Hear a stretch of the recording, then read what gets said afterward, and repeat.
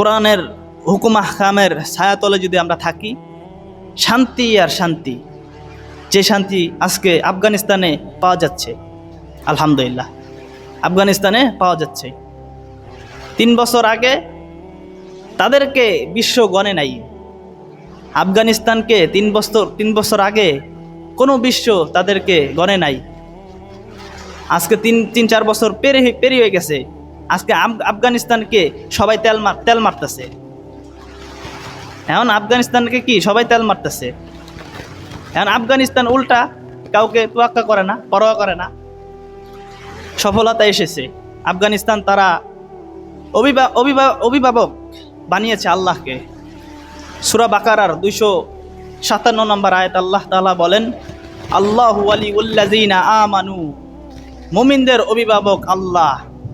কোনো পশ্চিমা, কোনো ন্যাটো তারা মুসলমানদের অভিভাবক নয়।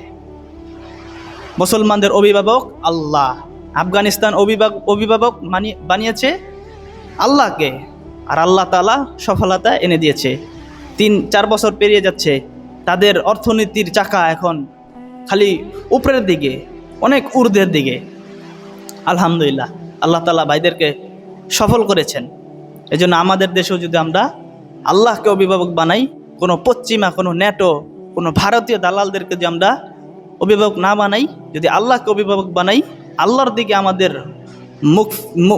মুখ নিয়ে যাই, আল্লাহকে সবসময় যদি স্মরণ করি, আল্লাহকে যদি আমরা অভিভাবক বানাই, আল্লাহ তাআলা সফলতা দিবেন ইনশাআল্লাহ। তো সবাই ভালো থাকবেন, সুস্থ থাকবেন। আজকে এ পর্যন্তই। আসসালামু আলাইকুম ওয়া রাহমাতুল্লাহি ওয়া বারাকাতুহু।